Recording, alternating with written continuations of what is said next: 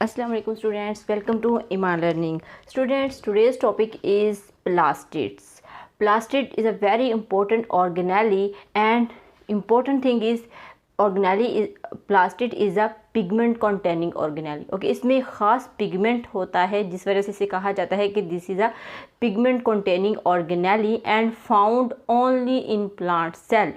Plastid are not present in animal cells. Okay, ये बात आप लोगों ने याद रखनी है कि एनिमल में प्लास्टिड नहीं होते. Okay, and plastid also a membrane bounded organelles. Okay, अब स्टूडेंट्स प्लास्टिड की अगर हम बात करें तो प्लास्टिड जो है वो 3 टाइप्स के होते हैं. ठीक है, मज़ीद इसकी 3 टाइप्स है, chromoplast, leucoplast and third is chloroplast. Okay, chromoplast की सबसे पहले हम बात कर लेते हैं कि क्रोमोप्लास्ट क्या है.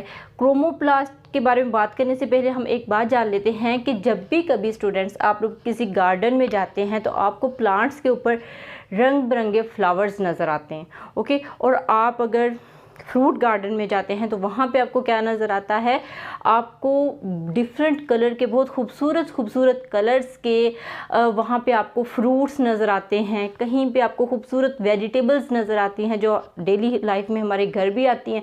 ओके, तो ये सारी चीज़ों को हम डेली देखते हैं, बट आपने कभी सोचा है कि जो फ्रूट्स हैं, वेजिटेबल्स हैं, फ्लावर्स हैं, ये इतने कलरफुल कैसे होते हैं? क्योंकि प्लांट तो ग्रीन होता है, बट इनके ये जो पार्ट्स हैं, वेजिटेबल, फ्रूट्स और फ्लावर्स, ये किस तरह से हमें इतने कलरफुल नज़र आते हैं.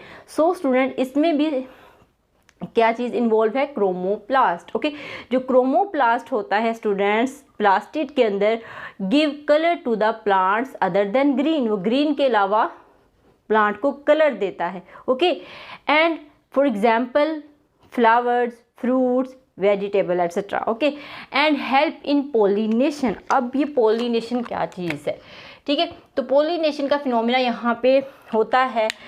क्यों होता है? ये कलरफुल होने की वजह से. ओके, क्योंकि क्रोमोप्लास्ट कलरफुल जो एक पिगमेंट कंटेनिंग पार्ट होता है प्लास्टिड के अंदर, सो ये पोलिनेशन करवाता है. ओके, अब पोलिनेशन स्टूडेंट्स क्या होती है? पोलिनेशन होती है कि जब एक मेल फ्लावर का जो पोलन्स होते हैं वो फीमेल फ्लावर के ओवरी पे जाके गिरते हैं तो उस अमल को हम पोलिनेशन कहते हैं. ठीक है, फॉर एग्जाम्पल यहाँ पे मेल पार्ट होता है, ठीक है, जिसको हम पोलन्स कहते हैं प्लांट्स के अंदर. ओके, प्लांट के फ्लावर पे ये पार्ट होता है, और दूसरी तरफ होता है फीमेल फ्लावर. ठीक है, हम यहाँ पे बात कर रहे हैं फ्लावर की. Okay, female flower. ओके, अब फीमेल फ्लावर के अंदर क्या होती है? ओवरी होती है. एंड क्या होता है स्टूडेंट्स कि मेल फ्लावर का पोलन जो है वो इस तरह से कुछ होता है. ओके, और वो जाके गिरता है ओवरी के ऊपर. ओवरी कुछ इस तरह से होती है स्टूडेंट. ओके, ये ओवरी पे जाके फॉल होता है, गिरता है, और इस अमल को हम क्या कहते हैं? पोलिनेशन कहते हैं स्टूडेंट. ओके स्टूडेंट्स, तो यहाँ पे आपने देखा कि किस तरह से पोलिनेशन हुई है. अब ये बात नोट करें कि ये जो पोलन ग्रेन्स हैं ये किस तरह से ओवरी के ऊपर गए, किस हेल्प से, कैसे चले गए ये? क्योंकि ये गए students help of insect. Okay, और कुछ विंड के ज़रिए से भी पोलन ग्रेन ओवरी तक पहुंच जाते हैं. ओके, अब इंसेक्ट कैसे आए? ठीक है, फ्लावर था, फ्लावर के ऊपर इंसेक्ट कैसे है? क्योंकि फ्लावर का जो कलर होता है वो बहुत ज़्यादा खूबसूरत लगता है, अट्रैक्टिव कलर होता है, तो वो अट्रैक्ट करता है किसको? इंसेक्ट को, और इंसेक्ट जाके फूल पे बैठेगा. जैसे फॉर एग्जांपल शहद की मक्खी हो गई या कोई और इंसेक्ट हो गए, तो जब वो बैठा और जब वो उठा वहाँ से तो उसके जिस्म के साथ पोलन ग्रेन अटैच हो गए, और जब वो दूसरे फ्लावर पे जाएगा तो फॉर एग्जांपल वो फ्लावर होगा फीमेल फ्लावर, तो वहाँ पे जाके पोलन ग्रेन गिर जाएंगे उसकी ओवरी पे, और ओवरी के साथ जाके वो पोलिनेशन कर लेंगे. ओके, तो इस तरह से ये हेल्प करते हैं पोलिनेशन में chromoplast. Okay, next is leucoplast. Leucoplast is a colourless pigment. Okay, इसमें कोई पिगमेंट नहीं होता, ये कलरलेस होती है. Present in roots and underground part of the plant. जो अंडरग्राउंड पार्ट होते हैं प्लांट के, help in storage of food. Okay, and for example carbohydrate, starch, protein etcetera, ये सारे जो फूड के वो कंपाउंड है जो कि स्टोर हो जाते हैं प्लांट के अंदर. ठीक है, अंडरग्राउंड ऑफ रूट्स में और अंडरग्राउंड पार्ट्स के अंदर. जैसे फॉर एग्जांपल पोटैटो, ठीक है, आपको पता है पोटैटो के अंदर बहुत ज़्यादा स्टार्च होता है, तो फॉर एग्जांपल यहाँ पे पोटैटो आ जाएगा, वो भी अंडरग्राउंड होता है। ओके तो यहाँ पे अगर स्टूडेंट इसकी डायग्राम पे बात करें हम, तो आपको क्रोमोप्लास्ट की ये डायग्राम नजर आ रही है, ठीक है, इस तरह से होता है chromoplast. Okay and this is a leucoplast. Okay तो ये आप डायग्राम भी अपने नोट्स इसके साथ बना सकते हैं students. Okay and then we are discuss about chloroplast.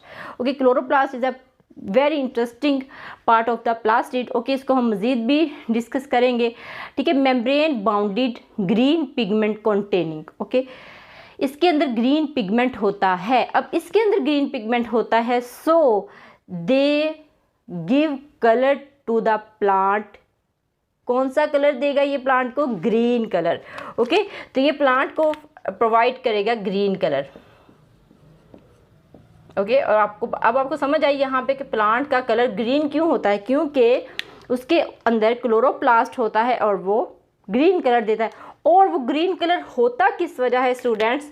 क्योंकि क्लोरोप्लास्ट के अंदर एक ऑर्गेनिक मॉलिक्यूल होता है जिसका नाम है क्लोरोफिल, वो ग्रीन कलर का होता है, जिस वजह से प्लांट का एक्चुअल कलर आपको ग्रीन नज़र आता है और होल प्लांट ग्रीन होता है। ओके ज़्यादातर पार्ट जो है प्लांट का वो ग्रीन होता है, क्योंकि प्लांट के अंदर लीव ज़्यादा होते हैं और लीव के अंदर क्लोरोप्लास्ट होता है। क्लोरोप्लास्ट में ग्रीन पिगमेंट होता है, ऑर्गेनिक मॉलिक्यूल जिसको हम कहते हैं क्लोरोफिल।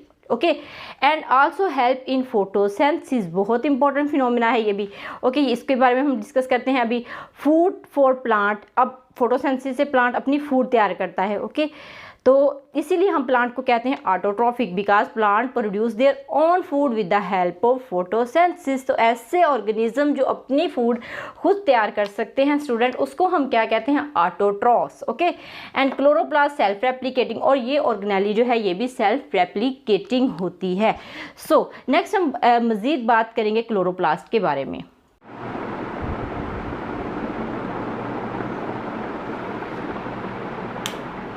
सो स्टूडेंट्स नेक्स्ट हम बात करते हैं क्लोरोप्लास्ट पे डिटेल में। ओके तो क्लोरोप्लास्ट की अगर हम बात करें स्टूडेंट्स, ये जो ग्रीन पिगमेंट है इसके अंदर अगर स्ट्रक्चर को देखें हम, तो स्ट्रक्चर इसका कुछ इस तरह से होता है। ओके इसको मैं थोड़ा सा एक्सप्लेन कर देती हूँ आपको। जो क्लोरोप्लास्ट होता है स्टूडेंट, डबल मेम्ब्रेन बाउंडेड होता है। Okay outer membrane, here is inner membrane and this is granum. Okay ये जो ग्रेनम होते हैं स्टूडेंट्स, ये क्या होता है कि स्टैक्स लाइक स्ट्रक्चर्स होते हैं, जो या हम कह सकते हैं पाइल लाइक स्ट्रक्चर होते हैं, स्टैक बनाते हैं। ओके एक दूसरे के ऊपर ये होते हैं, जैसे सिक्के होते हैं, इस तरह से एक दूसरे के ऊपर बैठे होते हैं। ओके तो इस तरह से हम इसको कह सकते हैं। और इनको अब एक स्टैक्स में कितने हो सकते हैं? अबाउट 50 जो है वो ग्रेनम इसके अंदर हो सकते हैं। ओके तो इसको हम कहते हैं स्टूडेंट्स ग्रेनम। एंड और मेम्ब्रेन ऑफ ग्रेनम उसको कहा जाता है थैलाकॉइड। ओके ये भी एक मेम्ब्रेन होती है क्लोरोप्लास्ट की, इसको थर्ड मेम्ब्रेन भी कहते हैं। ये बनाती है थैलाकॉइड, यानी कि ये ग्रेनम जो होते हैं इसके ऊपर होती है, इसको हम थैलाकॉइड कहते हैं। ओके और ये ग्रेनम को आपस में जोड़े रखने का काम करता है स्टूडेंट्स, वो क्या होता है? इंटरग्रेनम, यानी कि आपस में इनको जोड़ता है, कनेक्ट करता है एक ग्रेनम को दूसरे ग्रेनम के साथ। ओके अब जो सबसे बड़ा पोर्शन है इसके अंदर वो है स्ट्रोमा का स्टूडेंट, ठीक है, फ्लूइड जो इसके अंदर है। जैसे कि हमने माइटोकॉन्ड्रिया में देखा था मैट्रिक्स, इसी तरह इसके अंदर क्या होता है? स्ट्रोमा होता है। ओके अब इस स्ट्रोमा में भी डीएनए भी होता है और राइबोसोम्स भी होते हैं। ओके जैसा कि माइटोकॉन्ड्रिया के अंदर हमने पढ़ा था। सो यहाँ पे भी इसका अपना डीएनए होता है, यानी कि और सम राइबोसोम्स जो कि सम प्रोटीन सेंसिस करते हैं। ओके जैसे हमने कहा कि ये ऑर्गेनेली क्या है? ये भी सेल्फ रेप्लिकेटिंग है with the help of DNA, जाहिर है ये सेल्फ रेप्लिकेटिंग करेगी। और राइबोसोम्स, तो राइबोसोम्स का काम क्या होता है? प्रोटीन के सेंसिस करना, तो यहाँ पे प्रोटीन की सेंसिस भी होगी। ओके सो यहाँ पे नेक्स्ट हम बात कर लेते हैं स्टूडेंट इसके डिटेल पे कि इसका फंक्शन क्या है। अब आप सबको आपने पढ़ा होगा अपनी प्रीवियस क्लासेस के अंदर भी कि जो क्लोरोप्लास्ट होता है स्टूडेंट्स, उसका फंक्शन क्या होता है? उसका फंक्शन होता है फोटोसेंसिस।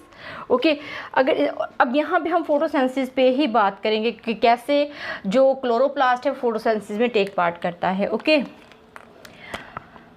सो फंक्शन को हम देखें। अब स्ट्रक्चर पे हमने बात कर ली है, जो मैंने डायग्रामेटिकली आपको समझा दिया है। अब इसके फंक्शन में इसके स्ट्रक्चर इन्वॉल्व हैं। ओके, यानी कि हर स्ट्रक्चर का अपना एक फंक्शन है। जैसे फॉर एग्जांपल यहाँ पे है थैलाकॉइड। सबसे पहले हम इसी को डिस्कस कर लेते हैं, थैलाकॉइड। ओके, अब थैलाकॉइड जो कि आपको ग्रीन कलर में नज़र आ रही, मैंने ग्रीन कलर में बनाई है थैलाकॉइड। तो यहाँ पे स्टूडेंट्स इस थैलाकॉइड के ऊपर या फिर ये जो ग्रैनम है इसके ऊपर यहाँ पे एक और चीज़ होती है जिसको हमने अभी डिस्कस भी किया है। इसके ऊपर ग्रीन कलर का पिगमेंट होता है। ठीक है, वो क्या चीज़ होती है स्टूडेंट्स? वो होती है क्लोरोफिल। ओके, तो एक्चुअली इस ग्रैनम के ऊपर स्टूडेंट्स क्लोरोफिल मॉलिक्यूल्स होते हैं। ठीक है, इसके अंदर क्या होता है? क्लोरोफिल। अब आपको पता है क्लोरोफिल का फंक्शन क्या होता है? क्लोरोफिल क्या करता है? ग्रीन कलर का होता है और इसका फंक्शन होता है लाइट को कैप्चर करना। ओके, तो थैलाकॉइड के ऊपर कौन से मॉलिक्यूल आएंगे? क्लोरोफिल आएगा। ओके, तो हम नेक्स्ट बात करेंगे क्लोरोफिल पे। क्लोरोफिल। ओके, अब क्लोरोफिल का काम क्या है? फॉर एग्जांपल यहाँ पे मैं थोड़ा सा इसको बना लेती हूँ। लाइक ये एक मैंने ग्रेना उठा लिया, तो इसके ऊपर ये क्या है? क्लोरोफिल मॉलिक्यूल्स है, जिस वजह से एक्चुअली ये जो आपको प्लास्टिड नज़र आता है या क्लोरोप्लास्ट नज़र आता है स्टूडेंट्स, इसको हम ग्रीन पिगमेंट कंटेनिंग ऑर्गेनेली बोलते हैं। ठीक है, इसी वजह से इसका नाम क्लोरोप्लास्ट है, क्लोरोमिन ग्रीन। ओके, सो होता क्या है एक्चुअल? For example sunlight. ठीक है, सनलाइट को कैप्चर करता है ये। जब सनलाइट फॉल करेगी इस क्लोरोफिल के ऊपर तो ये उसको क्या करेगा? इसको कैप्चर करेगा और क्लोरोफिल में यहाँ पे होगी फोटोसेंसिस की एक्टिविटी। कैसे?